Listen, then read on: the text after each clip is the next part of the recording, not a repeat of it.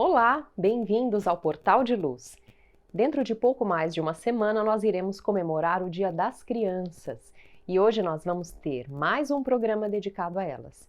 No programa anterior nós falamos de como algumas escolas ao redor do mundo têm inspirado a empatia e a bondade dentro do ambiente escolar, através da introdução de aulas de meditação na grade curricular. E hoje nós vamos falar sobre a disciplina positiva, uma abordagem educacional que busca renovar a forma como nós educamos as nossas crianças e jovens, seja dentro de casa ou nas escolas, através do amor, da firmeza de valores e da gentileza. Antes de falarmos sobre isso, nós vamos convidar todos vocês para ouvirmos juntos a mensagem psicografada por Chico Xavier. Senhor, não lastimamos tanto contemplar no caminho a penúria sem nome, porque sabemos que socorrerás os famintos de pão e os sedentos de paz. Dói encontrar na vida os que fazem a fome. Ante aqueles que choram, não lamentamos tanto, já que estendes o braço aos que gemem de angústia e de cansaço. Deploramos achar nas multidões do mundo os que abrem na terra as comportas do pranto. Não lastimamos tanto os que se esfalfam carregando a aflição de férrea cruz. De vez que nós sabemos quanto assistes os humildes e os tristes, lastimamos os cérebros que brilham e sonegam a luz. Não deploramos tanto os que suportam sarcasmo e solidão na carência de amor.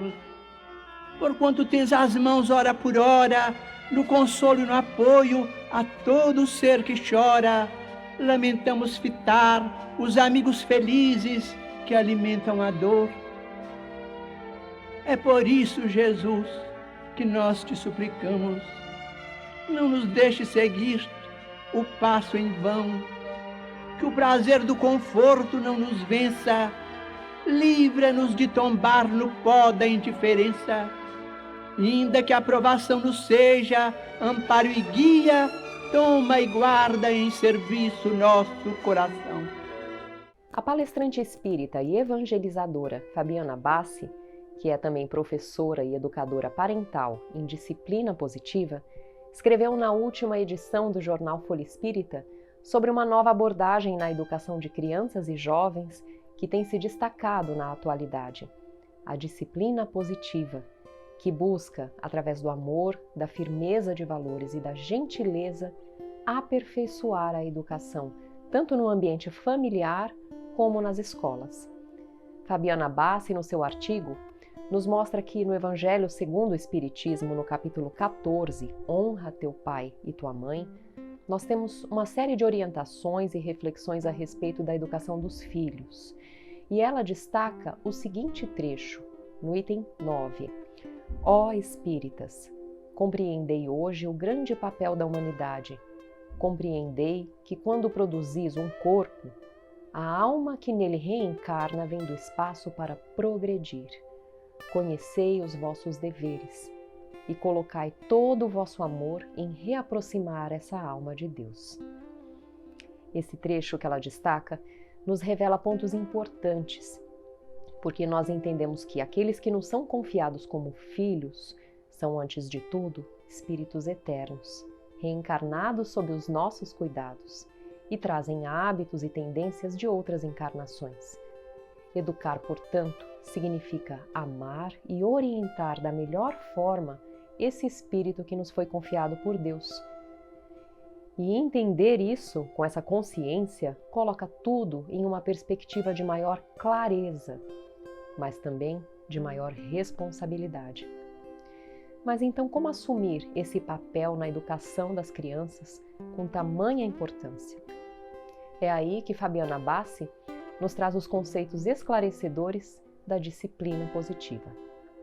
Essa abordagem foi desenvolvida pela psicóloga americana doutora Jane Nelson que se baseou no trabalho de 2 psiquiatras vienenses que no começo do século XX buscaram novos conceitos para a educação das crianças, Alfred Adler e Rudolf Dreikurs.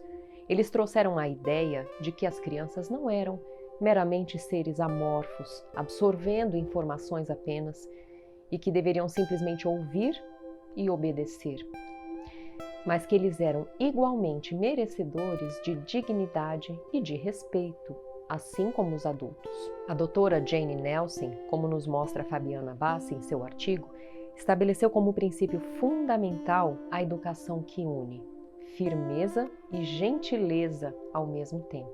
Ou seja, os pais ou professores não deveriam nem ser permissivos demais, deixando a criança sem regras, e nem rígidos demais, o outro extremo, uma educação que exagera nas punições, desrespeita muitas vezes a opinião da criança, não dando voz para que ela exponha o que ela pensa e se desenvolva. Quando buscamos agir dessa maneira, equilibrando a nossa postura de educadores entre a firmeza de princípios e a gentileza na forma de abordar a criança, nós estamos respeitando o espírito que está encarnado. Fabiana nos convida a observarmos Jesus como nosso maior exemplo de educador. Em todas as passagens que lemos do Evangelho, os diálogos, as parábolas, as orientações de Jesus, ele demonstra o amor e a compreensão por quem ele estava orientando, sem deixar de expressar e exemplificar com firmeza os princípios morais que ele pregava. Por isso mesmo, ao aprofundarmos o estudo da disciplina positiva, nós vemos que há muito em comum com os princípios espíritas cristãos.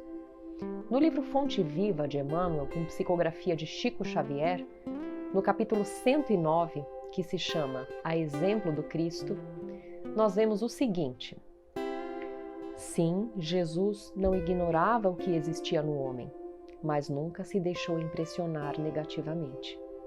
Sabia que a usura morava em Zaqueu, contudo trouxe-o da sovinice para a benemerência. Não desconhecia que Madalena era possuída pelos gênios do mal. Entretanto, renovou-a para o amor puro. Reconheceu a vaidade intelectual de Nicodemos, mas deu-lhe novas concepções da grandeza e da excelsitude da vida. Identificou a fraqueza de Simão Pedro. Todavia, pouco a pouco, instala no coração do discípulo a fortaleza espiritual que faria dele o sustentáculo do cristianismo nascente. Vê as dúvidas de Tomé sem desampará-lo. Conhece a sombra que habita em Judas, sem negar-lhe o culto da afeição. Jesus preocupou-se, acima de tudo, em proporcionar a cada alma uma visão mais ampla da vida e em aquinhoar cada espírito com eficientes recursos de renovação para o bem. Não condenes, pois, o próximo, porque nele observes a inferioridade e a imperfeição. A exemplo do Cristo, ajuda quanto possas. O amigo divino sabe o que existe em nós. Ele não desconhece a nossa pesada e escura bagagem do pretérito, nas dificuldades do nosso presente, recheado de hesitações e de erros, mas nem por isso deixa de estender-nos amorosamente as mãos. Como nos mostra Emmanuel, Jesus enxergava as nossas fraquezas, os nossos erros, mas, ao invés de condenar, ele amava e instruía. Nós, enquanto adultos, será que conseguimos agir assim com as crianças que nos são confiadas? Muitas vezes, quando nos deparamos com os erros dos filhos, ou nos irritamos ou perdemos a paciência e muitas vezes até humilhamos a criança, exageramos na punição. Ou, como costumamos dizer, passamos para o outro oposto. Passamos a mão nos erros, somos permissivos demais, deixando de assumir a nossa função de educadores. Nenhum dos dois caminhos irá promover uma educação verdadeira. Quando nós iremos aprender com Jesus a sermos firmes e gentis? Como conclui Fabiana Bassi, Ideias transformadoras e positivas como essas comprovam que realmente nós estamos numa fase de transição planetária, onde novos conceitos estão chegando por toda a parte do globo e em diversas áreas do conhecimento e que são alinhadas com o planeta de regeneração. Quem quiser saber mais sobre disciplina positiva, é só acessar o artigo da Fabiana Bassi no site do jornal Folha Espírita. O acesso é gratuito. www.folhaespírita.com.br. Vamos para um breve intervalo e voltamos já.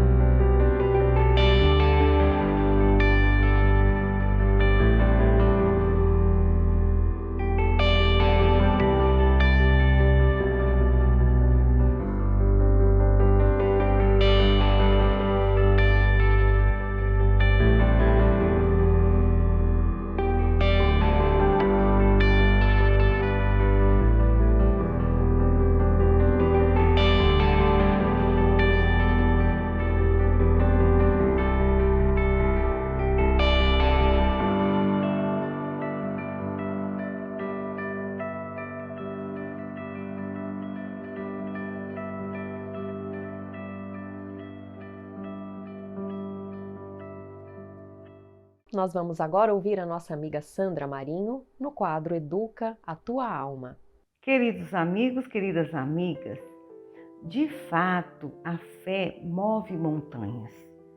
Independentemente da religião que professamos, sabemos que acreditar, mas principalmente confiar, é determinante para a conquista ou a realização de qualquer objetivo que almejamos. O Evangelho segundo o Espiritismo trata a fé sob dois pontos de vista diferentes, mas que guardam entre si o mesmo conceito de confiança. Tratam-se da fé divina, ou seja, aquela que nutrimos em relação a Deus, nosso Pai Criador, na divindade, numa força muito maior que rege tudo. E a fé humana, que é aquela força interior que todos nós temos e, quando acionada, nos motiva a conseguir o que queremos. Mas será que a fé em si já é o suficiente para alcançar o que nós precisamos ou o que nós desejamos? Conheço pessoas que aparentam ter fé, ao menos a religiosa, acreditam sinceramente em Deus, dedicam-se à oração, solicitam soluções para as suas vidas. No entanto, não promovem as mudanças necessárias para que tais soluções se concretizem. O que está faltando nesses casos? Eu vou contar 2 historinhas singelas, mas que por si vão elucidar o que a nossa reflexão de hoje. Vamos lá. A primeira se passa numa pequena cidade onde seu Pedro, um homem já idoso, morava sozinho numa casa bem simples. E ele era conhecido por sua devoção e fé que ele tinha em Deus, fervoroso. Passava boa parte do dia em oração e ele tinha um singelo altar improvisado no seu quarto. Todo mundo o conhecia. E um dia, uma intensa tempestade assaltou o lugar, provocando uma enchente que invadiu todas as moradias ribeirinhas, onde se localizava também a casa de seu Pedro. O aguaceiro continuava a cair e as equipes da Defesa Civil, de botes e embarcações improvisadas, iniciaram um árduo trabalho de resgate das pessoas, retirando-as de suas casas alagadas e levando-as para áreas mais altas da cidade. Um bombeiro de bote passou pela casa de seu Pedro e, avistando o idoso já com água na cintura, ele disse: "Seu Pedro, entre logo no bote, pois a água está subindo."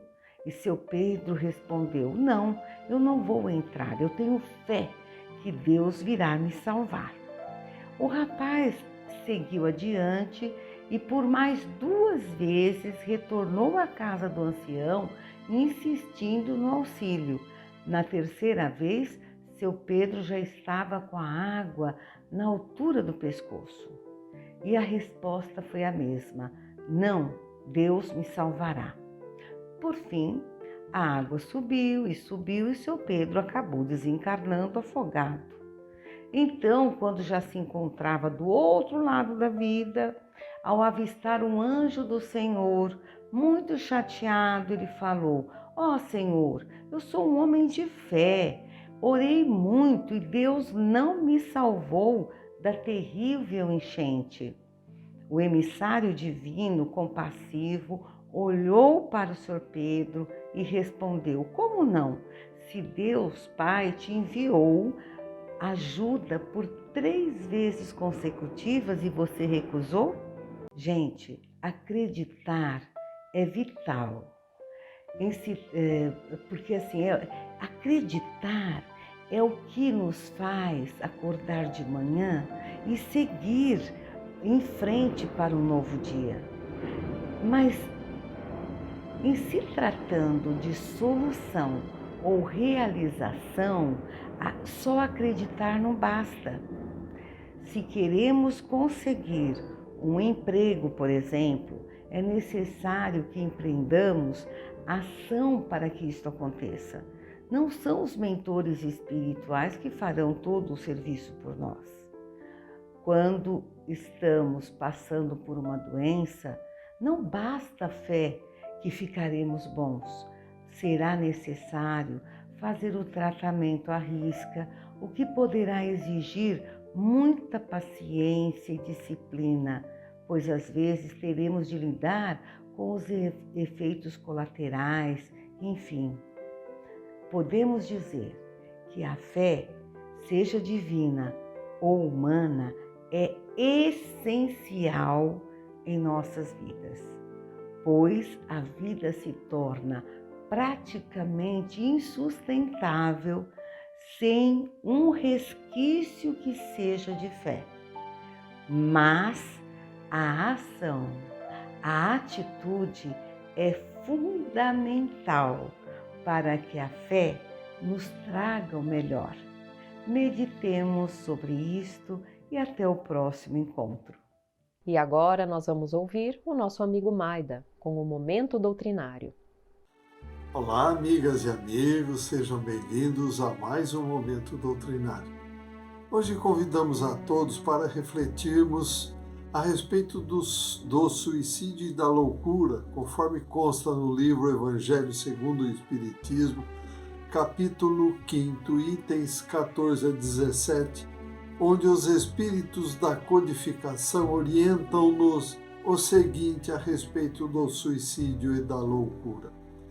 A calma e a resignação, auridas da maneira de considerar a vida terrestre e da confiança no futuro, dão ao espírito uma serenidade que é o melhor preservativo contra a loucura e o suicídio. Com efeito, é certo que a maioria dos casos de loucura se deve à comoção produzida pelas dificuldades que o homem não tem a coragem de suportar. Ora, encarando as coisas deste mundo de maneira como o Espiritismo faz, então o homem recebe com indiferença, até mesmo com alegria, os reveses e as decepções que o levaram ao desespero.